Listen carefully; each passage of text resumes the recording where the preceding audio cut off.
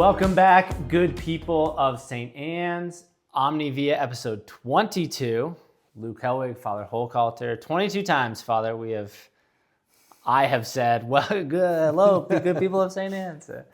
My kids are actually giving me a hard time about that. They're like, "What you always say, good people of St. Anne's." Like, well, that's so Father said. It's like the thing. It's the thing. Yeah. Because we were listening to a different podcast, and I was noticing that one of the hosts of that podcast, anytime his partner would say something cool, or he'd go, that's so good, like over and over. And I was like, yeah, it's just funny that he says that. And then my kid's like, well, you say like and like and all the time on your podcast. I was like, okay, great. So Guilty. yeah. So I don't know what it is that I say all the time. Quirkiness. Exactly. Yeah. Everybody has quirks. Everybody has idiosyncrasies. And when you think you don't, that's your idiosyncrasy. Exactly. I don't think I do, but I do. I remember in high school, I said like all the time. And my dad would just count in his head how many times I said, and then afterwards he'd be like, yeah, 7 times. So I really worked on it. We're getting there. I have since a lot of people use it. Vocal fill is tough. But I think, there's priests that have not been, I think I am in preaching to purify that, but there's plenty of priests that use it. I'm like, you're using it's tough. Yeah. Am I at a pep rally with a bunch of kids, or is this the holy sacrifice of the mass? It's fair. You do it. Yeah, you actually do a very good job of intentionality. That's what it's about. Yeah, cadence. Yes. Direction. It's a real. Flow. You're right. Yeah. No, this whole business of like this is gonna turn into a hot topic. This whole business. And it was good priest that handed it on to me. I didn't think of this, but good priest would tell me of this false notion that you can say as much as you want that the Holy Spirit led you to this. Yeah. But like that doesn't free you from human error and well, it's what the Holy Spirit wanted. Not always. Sometimes it's just a bad homily. Yeah. That's not what the Holy Spirit wanted. Sometimes because you didn't practice or you didn't refine your skill. Exactly. It doesn't mean the Holy Spirit can't allow it to have an effect, but that doesn't necessarily mean that it was what the Holy Spirit wanted. Very good. Yeah, very good. Right? The phrase, God writes straight with crooked lines. Like, he'd love to write straight with straight lines, but we are like, and he's like, you just said it all again. right. So we should count on a podcast. Okay, count today. Episode 22. How often I or Luke say like? Anyway. Father, do you enjoy? I am going to try the water. This is going to be hard because you actually have to use. You have to say, it tastes like, and that's the right use of the word. It's like tangerine. Does it? Yes. It's interesting. It's not that. No, it's not. What is it? It's Mandarin. You had it before. That's close. But an interesting. It's an orange fruit. Yeah. Well, and tangerines and Mandarin oranges do taste alike. So. They are the same thing.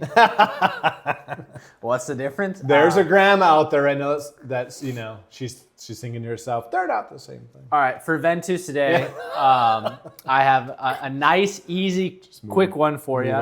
Moving on. Top 7 places to get pizza. I do love pizza. So and that could include like if you're a frozen pizza guy. It's so good. We should have pizza on the podcast. We should. We still have to have Big Macs on the podcast. In no order? Oh, we do. Yeah, in no order. Locally? It could be anywhere. Okay, so just right off the bat, because I've been there a couple of times, I had a good friend in college who lived in Chicago, Gino's East. Okay. Yeah, so there's two, right, there's a king and a queen of Chicago-style pizza. Gino's East is one of them. Yeah. Gino's or Gino's East, Bruno's, Bismarck, A and B. People are cashing in around, yeah, we love A and B. Yeah. But it's just really good. I'm going to tell you, I love a grease bomb. Domino's, bring it. Pizza Hut, absolutely. Oh, yeah. Just use a little, adult beverage to wash it down. So that's 5. Mm-hmm.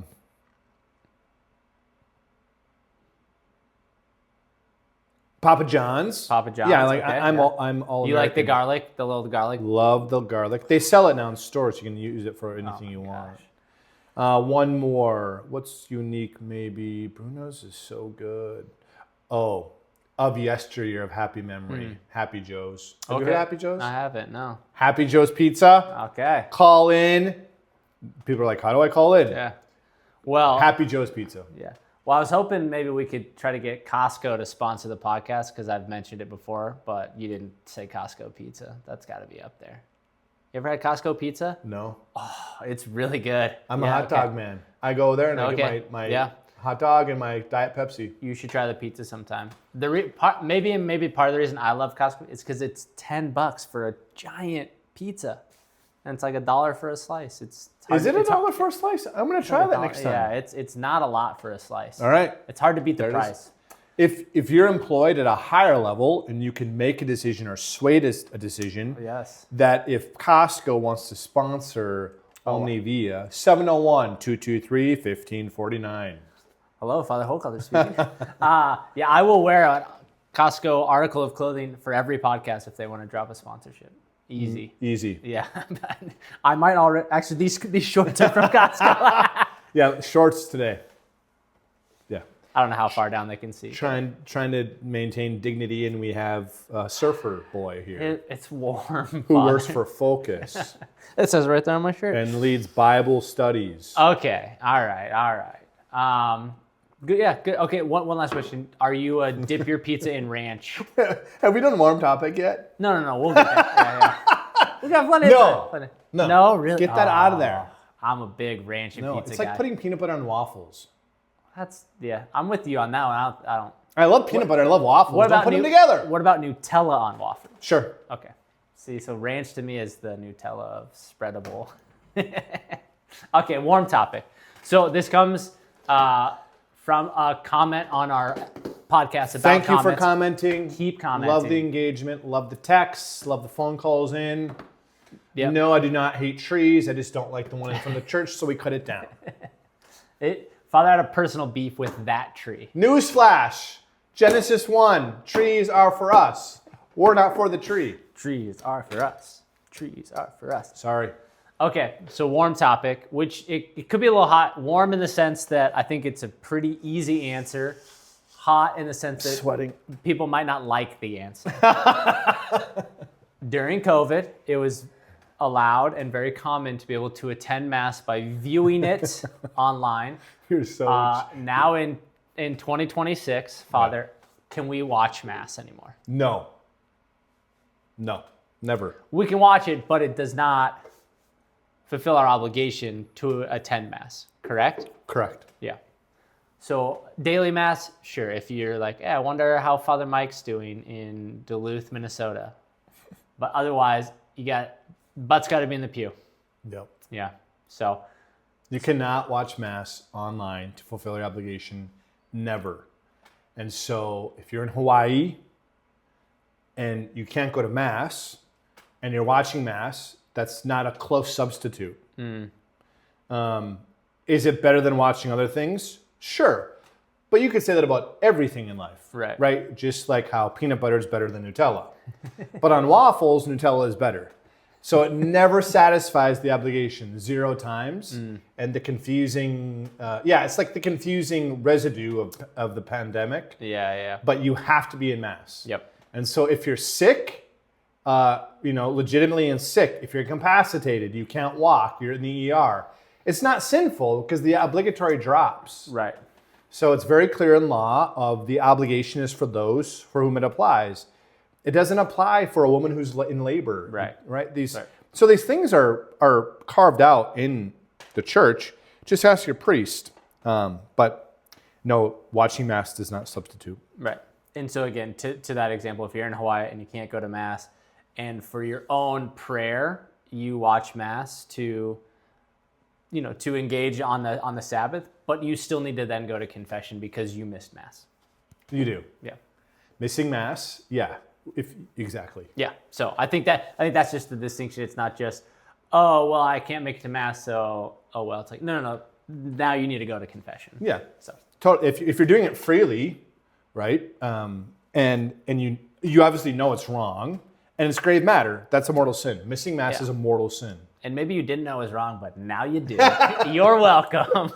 You've been waiting 22 episodes to do the fast finger, the thing. It felt good. That's called something it's called something. Yeah, we'll look it up maybe. So hey, I hope that's helpful. Back there, have a good day. Producers, could you look that up for us? No, it's important. People need to know these things, right? So now you know. Now we can go back and forth all you want. Yeah. But this is what the church teaches. Exactly. Yeah, and I think too, what you mentioned, intentionally or willfully not going to mass, that's a sin. Go to confession. I would even argue lack of planning and kind of that accidental, I just kind of ran out of time and never went to mass. You should probably still go to confession. Yeah, it's the vice of imprudence is a real bad habit. Yep. It's imprudent. You didn't plan well. Exactly. Yeah. So go to mass every day on Sundays. Every Sunday. Yeah. But come every day. It's available. Yeah. Great. Twice at St. Anne's. Twice at St. Anne's, 7:15 and 5:15, except on Mondays. Just awkward once. Mondays. Yeah, that's fine. I get it. People have to take days off. No, Father Stein and I watch cartoons Monday morning. We can't have mass. Sarcasm. Oh, sarcasm. Beep, beep, beep. Speaking of Sarcasm. beep, beep, beep, we should probably take a break. Yeah. Welcome back, good people of St. Anne's. Luke Hellwig, Father Hochhalter, episode 22. It's actually my favorite number. It's always the number I chose for sports. Really? Yep. Mine's 4. Okay. See, mine's 22 because if you add or multiply, you get 4 either way. It's like one of the only numbers you can do that with. It's so random, but I liked that as a kid. What? And I like double numbers. Is it first grade? It feels like I'm like number games. Yeah, hey, you know. Anyway, on to things of an eternal. Omni Via means all in. You got it. All, yeah. Speaking of. So our hot topic, maybe not necessarily like a hot take, but just I think an important topic that we need to talk about, because you and I, many, many times on the podcast when we're talking about whatever topic, we talk about intentionality and your intention really matters here, whether it's right or wrong. And so we just we're talking, off pod that we should probably define. Off pod. Sorry. The cast was there in my head, but it just didn't come out, and now I sound like the true millennial that I am, shortening things. We were talking outside of our filming time. Then we should probably really dig into what do we mean intentionality? And so the word we kind of came around is this idea of purpose. Mm-hmm. So do you want to kind of unpack that a little bit, Father? I think all of us in life have something, and I would probably say most of us have some things. Cooking, keeping the house clean, mowing the lawn, a part of our work, all of our work. The way I dress, how I tend to my vehicles, how I hunt, how I speak to people, my kids, right? All of us take anything of your life. All of us have things we're very purposeful in. Yeah. In other words, we have something that, if you want to say we're really good at or we're really intentional about, and we probably have in our social circles, our friendships, our neighborhoods, they're not like me in that way, but that's just who I am, right? And so we all have that, and without even saying it aloud, it's because we see the purpose in it, and so we give Omni Via, we give it all. We give it all, yeah. Right. So you see this all the time. You especially see it in in the summer. We've talked about this before. There's beautiful landscapes and lawns. Yeah. Yep. In Bismarck, and I'm always at awe because they recognize the purpose of what these are for. They're not to stay at Lowe's or to stay at Plant Perfect, but to put around homes and decor the home, right? And that's really beautiful because I don't have that in me. I need to look to other people. But I also don't criticize that. I just said the word I don't criticize that because I don't have it. The point is that purpose, I believe, Luke, for our conversation, we should apply to the Catholic faith. Yeah. And so that helps us maybe not always agree, but I think it helps us understand more why things are the way they are in the church. Yeah. Is because it's purposeful. So here's kind of a benign example, right? So Leo the 14th, brand new encyclical, just the past couple of months. Very good, by the way. Magnificent Humanity. So it's about AI, humanity. Shout out at the men's group, Tuesday, 6:30 a.m. Tuesdays, 6:30 a.m., Parish Hall. We're going to read it here in a couple of weeks, so September. So Yeah. mark it down for any gentlemen that want to come. Books are $2 a piece. It's long. Yeah, good. But sometimes we'll pick up those things and be like, why is it? I said it again. Why is it too long? Or why does he use that language? And I want to say, well, the purpose is not to entertain you. Right. The purpose is not to make sure you like the book. The purpose is not that you support him. The purpose is Pope Leo XIV has a responsibility to teach his people on what the church believes on things. Yeah. That's the purpose. Yeah. So that it helps us meet that expectation. And so when it comes down to what we wear at Mass, the music we sing at Mass, how we fast, right? The almsgiving and Lent, all of these things, the point is the church is the model of purposeful living. And I think we've taken that away. A lot of us have, including myself, we take that out. And so we struggle to understand things. And the point is this, the practical point is, the first question when I'm hearing it at the amble or reading it is why? And not why I don't want to do it, but there must be a reason because the church is not flippant. Yeah. There's a great book. It's called God at the Ritz, but it's written by this priest, and it's just his... Never heard of it. Yeah, it's just this collection of... He ended up in a lot of like rich circles, and he would get asked a lot of questions, and it was just kind of a book kind of answering the biggest questions that these good. Rich and famous people would ask. But his first chapter is all about how, as Catholics, the first question we ask and the last question we ask should always be why. To your point, not why, like the little kid. Well, why? No. But like But why am I doing this? Yeah. And to seek to understand the why. And what's beautiful about the Catholic faith is we'll never actually get to the bottom of that question, because God is big and mysterious and mystery, right? His ways are as far as the east is from the west, and so that's the great pursuit of our life, is to continue to ask why. And so I like what you said, because what I think you're getting at too is that purpose usually is matched up with importance. Like the things that are important to us in our life, we're very purposeful about. If we, again, the smaller examples, if we find it important to have a well-mowed lawn, then we're going to be very purposeful about the type of lawnmower we buy, and because I do this when we're in Colorado and had a lawn, like the angles that I do it at and the different directions I go because of the way. And why? Because I want a nice lawn. I want my kids to be able to play. There's purpose behind it. Well, what it comes down to is, and I think the answer for many of this is probably no, but is church and our faith the most important thing in our life? I think we all want it to be, but if it was, then there would be so much more purpose behind it, right? Yeah. And you mentioned it, and I'll share it just because it's something that people have commented on. But I wear a suit and a bow tie to every Mass, because for me, and I'm not saying everybody should, but for me, church is Sunday Mass is the most important thing that I'm going to do in the week, and I want to dress in such a way that shows that. And again, it's not for the people that see me. It's not, I'm not trying to necessarily impress people. There are, in my sinful vanity, there are times, right? But it's for me personally, when I go and I put that all on and I tie my bow tie, it tells me that I'm going to do something important.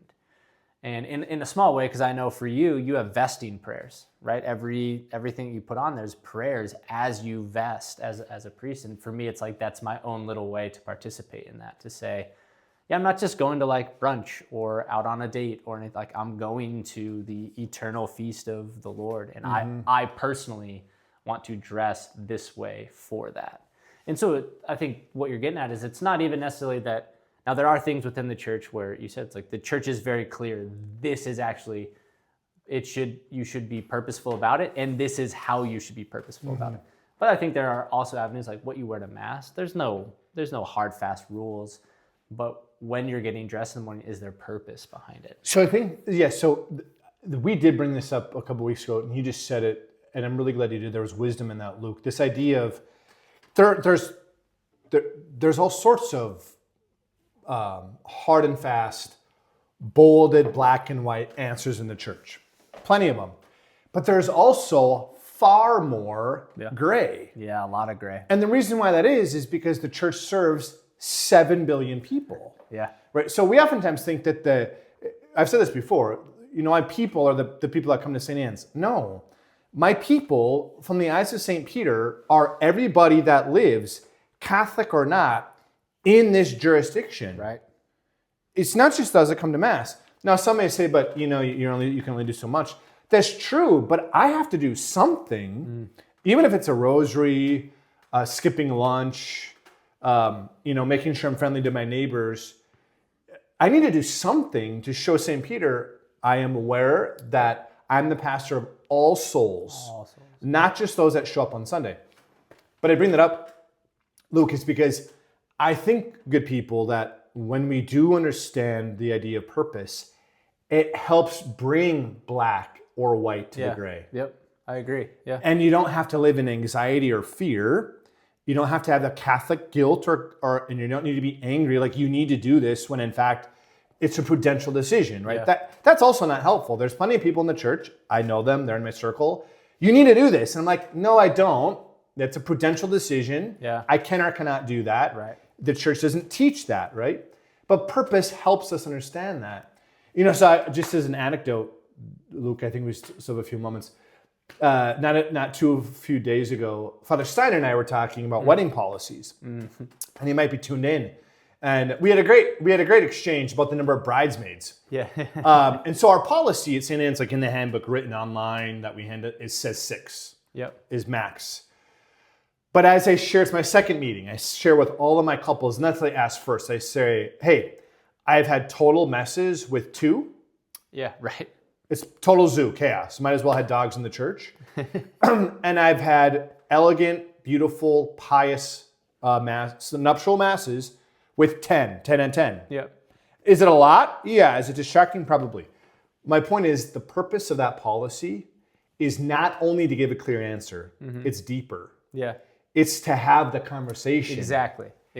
And numerous times I move it from number of bridesmaids to something far deeper that is much more faithful. Yeah. It's not just a policy. You got to bring it deeper. Exactly. And I think that's always going to be the struggle of being Catholic. That's right. Is that from the outside looking in, it's just a bunch of rules. That's right. But, and again. And we do that to ourselves. Yeah. And because we just say a rule. It's just a rule. Yeah. I follow a lot of rules that I don't necessarily all understand either, just because I was raised Catholic. So it's, I think as I've become a missionary and I teach others in the faith, like I'm learning a lot more the purpose behind these rules. But it all starts with, like, we have to have a relationship. Because if we have a relationship with God and we love God and we believe that God loves us, then like the rules actually become really freeing. To your point, it's like, I don't have to wake up every day and go, man, how do I live a good and moral life today? I'm like, oh, I just follow the 10 commandments, the precepts of the church, and I'm good. I don't have to like figure it out every time. And the same for me, like for Mass, it's like, I don't have to think every Sunday, like, well, what should I wear to Mass? It's like, I'm wearing a suit and a bow tie every time because that's the rule that I've established for myself that helps me be free to just come to Mass. And again, I like, to your point, like I don't have to worry like, oh man, is this shirt like too distract? Like, it's fine. Like I've made kind of a system for myself, and I think that's the beauty of the church. And then I think too, like standards are good, and actually like because people complain like, oh, Catholic guilt, and I may have said this on the podcast before, but actually I think what's important is the distinction between guilt and shame. Guilt is good. Like if you say, Luke, I promise I'll be there on time next week, and you're not, you should feel guilty because you broke a promise. Yes. But that guilt should spur you to do better the next time. Whereas shame is, I broke a promise, I'm a terrible person, why do I even bother? That's shame. That's from the devil. Like the Lord doesn't operate in shame, but he will use guilt to inspire us to try harder the next time. And to love more. Yeah, exactly. It's funny how we lose that in adulthood. So we expect that from our kids to have like remorse, like, You didn't tell your sister you're sorry. Yeah. And then somewhere, I don't know where, but then we get to be adults in the church, and it's like a shocking thing, like, Father, don't lay the guilt on me. And I'm thinking, you do that to your kids every day. Yeah. Isn't it funny where I'm the same way? I'm like, brother priest, I'm like, don't make me feel guilty. I'm like, yeah. no, like it has a function. Yeah. Well, and I think it's like... It has a purpose. Yeah, it does. And I think that's the big thing too, is we're lying to ourselves if we think other people make us feel guilty. Yeah. It's 100% us. Like, No, right. we know. Yeah. And so I think that's where, again, back to kind of your point is, I don't know what the big takeaway is other than for all of us, for everyone listening, but as Catholics is, to hold firm to those standards and purposes in a way that leads to conversation. Because I hope, like, I love when people come and ask, like, I notice you wear like a suit and bow tie. And I'm like, oh yeah. My response is, when the king invites you to dinner, you wear your best. And so now, like, oh, cool, now we're in a conversation. And you can ask, like, what? And I can ask, why did you choose flip-flops and a Hawaiian shirt? Okay, on the exact, we're going over, man. We're in. So anyway, but I think, like, that's the thing, when we hold ourselves to that purpose, then people ask, and then we can have a conversation. Yeah. Again, all your benign examples, when I can tell you care about a hobby, I'm like, why does it matter to you so much which XYZ? And you're like, oh, well, this is why. Totally. Oh, wow, cool. I learned a lot about you and a lot about this hobby, and we just need to do that we in all the do church. it. Cooking, mowing the lawn, all sorts of. I just think in my closest friends, even in my family and my siblings alone, like what they're purposeful about and what they're not. It's a wonderful thing. They're very different, but I've come to respect them and love them more because I recognize that I'm not like that with regard to my car, with regard to my vacations, with regard to the way my bedroom looks. But we need to bring that to the faith. Yeah, I think we are okay on time. What I would love, real quick, if you can, Father, what would be 3 recommendations for someone to be more purposeful in their faith right now? So number one, all right. So be aware of the bad habit of preference in the faith. It's really dangerous. We all have it.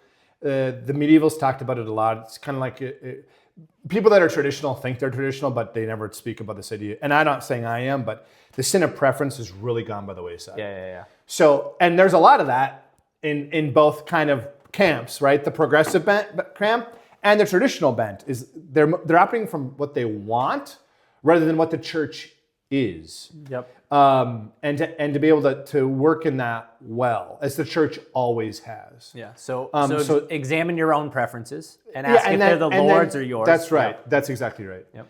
And then recognize that. So practically pray for the grace to find the purpose, because your heart's going to follow. Your heart's made for that. Yep. And the heart's going to be free in that. And then here's the thing. In every walk of life, in every industry, from ages 2, I just told kids this last week, from ages 2 to 20, doing something you don't want to do is really good for the soul. It's true. It's just really good for the soul. Yep. Doing something I don't want to do.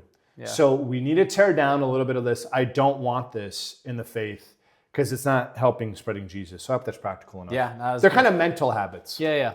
Preference, your heart's going to want purpose, and then 3 is doing something you don't want to do, is hard things. Really valuable. Yeah. That's great. No, that's awesome. Moms and dads know that. You do it every day. Yeah. And we try to make our kids do it too.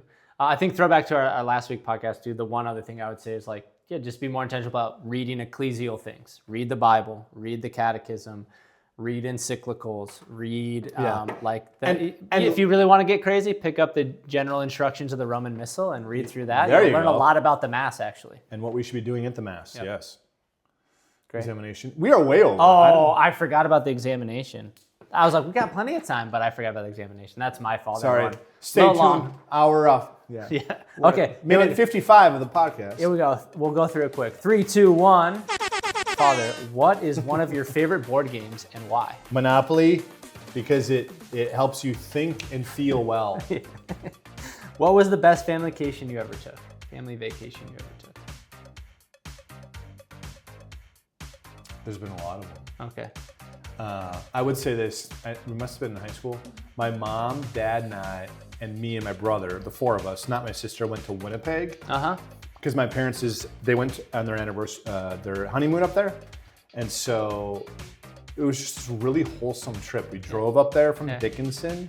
And it was just the boys and my mom and dad, and it was really rich time. Yeah. Just a lot of conversation, like long meals. That's great. Yeah, I was, I think, maybe like a freshman. Mm-hmm. I think it was the turning point in my adolescence where I went from it's okay to be at the table and have conversation. Oh, yeah. You know, versus leaving to play. Yep.